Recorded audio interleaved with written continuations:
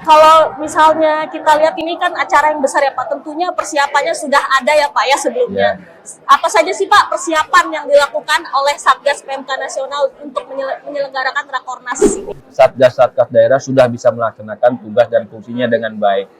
Itu bisa lihat dari sisa kasus yang semakin merendah, kemudian vaksinasi yang semakin meningkat.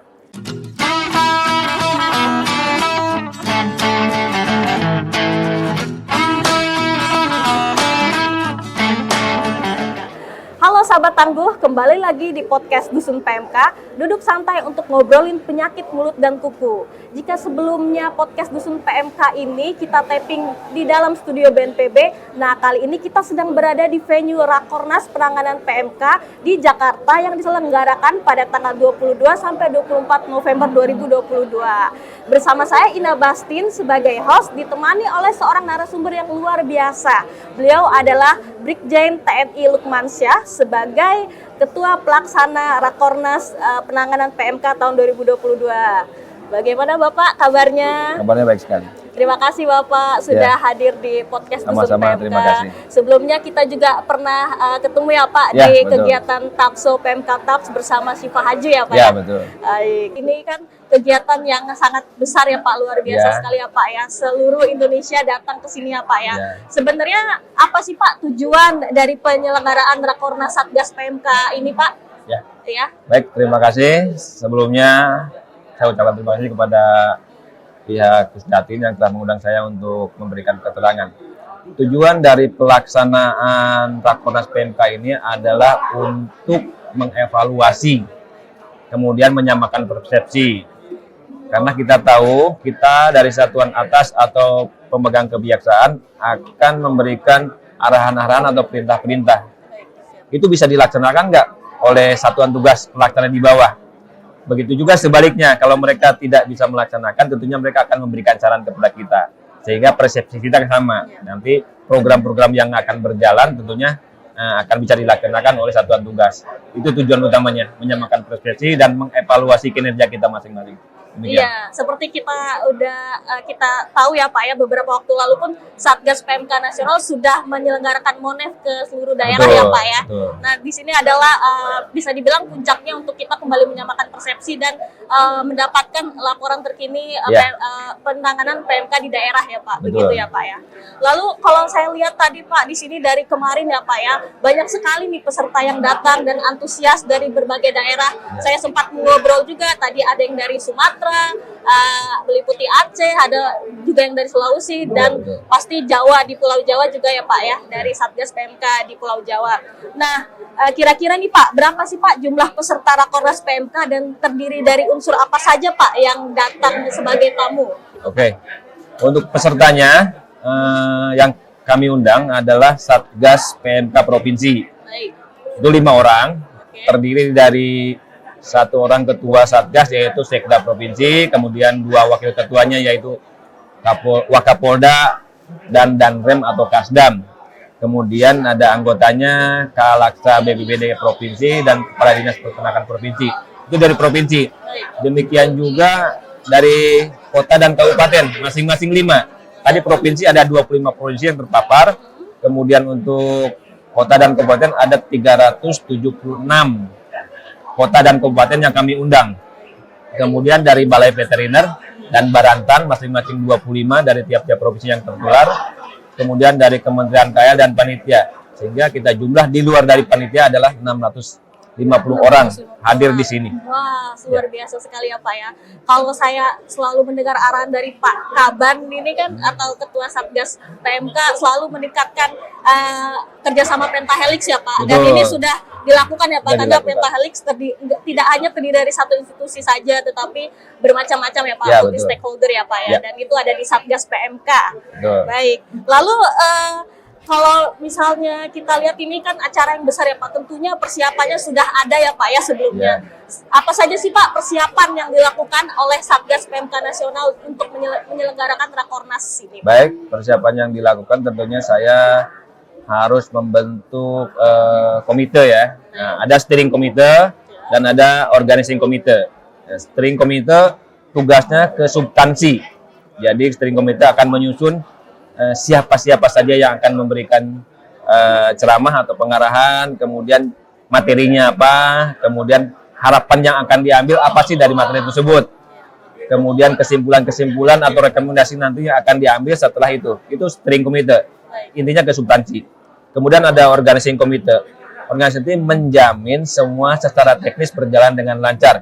Kami siapkan hotel, venue-nya, penginapan, dan segala macamnya, terutama makan juga kita siapkan. Kemudian tentunya akuntabilitas pertanggungjawaban keuangan disiapkan oleh organizing committee. Demikian persiapannya. Persiapannya sudah cukup panjang ya Pak, Ya, dan cukup sudah panjang. cukup banyak ya Pak.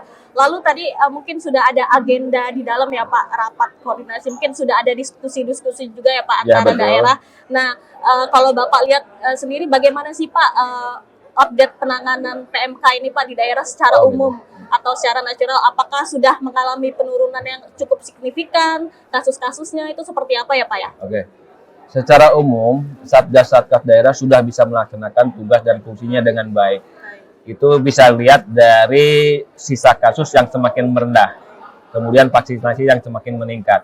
Itu secara nasional. Namun ada juga beberapa daerah yang kayaknya sedang lucu-lucunya gitu, meningkat terus, jumlahnya menambah, vaksinasinya diam di tempat. Nah itu yang sedang kami evaluasi dan kami berikan masukan.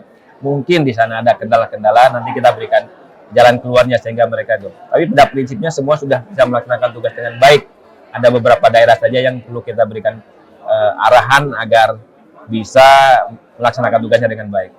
Tentunya kelima strategi penanganan PMK ini sudah dilakukan ya Pak di Ya, daerah. sudah dilakukan. Kelima strategi itu meliputi apa saja Pak? Ya.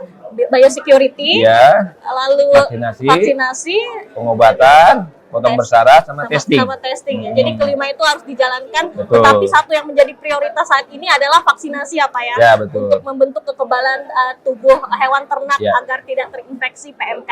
Ya. Baik, mungkin Bapak apa target Pak Satgas PMK nasional maupun daerah hingga akhir tahun dalam penanggulangan PMK di Indonesia ini Pak? Oke.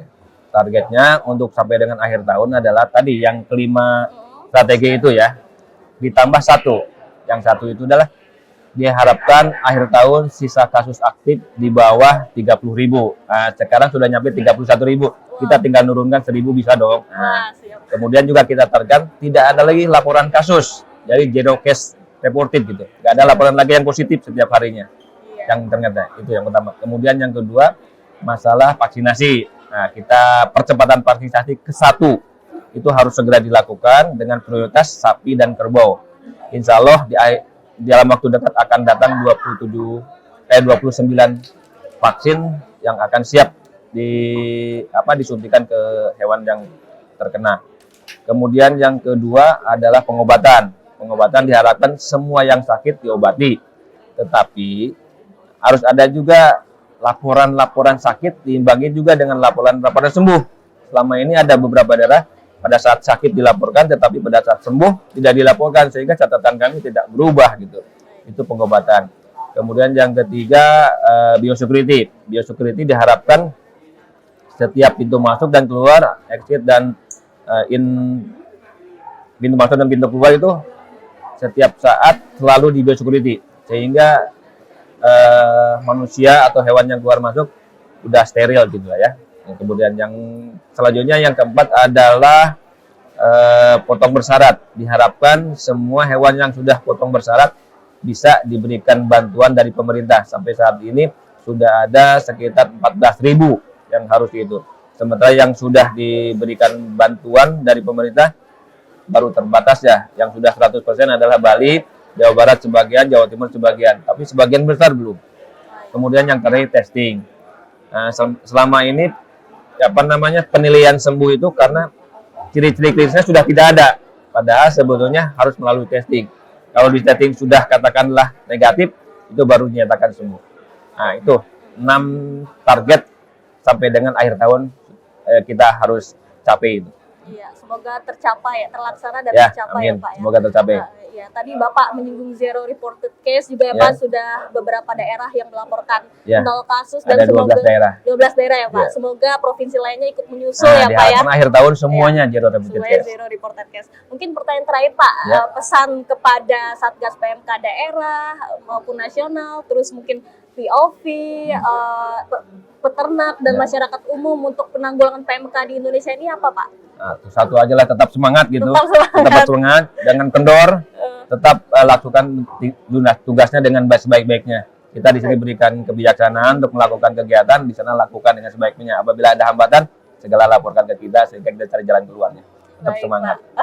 Baik Bapak, terima kasih sudah hadir di podcast Dusun sama-sama. PMK kali ini. Ini edisi spesial ya Pak ya. Sama-sama. Semoga output, target dan harapan dari Rakornas ini tercapai ya Pak ya, dan untuk mencapai tujuan Indonesia kembali bebas dari PMK ya Pak ya. Mudah-mudahan segera. Ya, mungkin kita bisa tagline Ternak Merdeka Bebas PMK gitu Pak.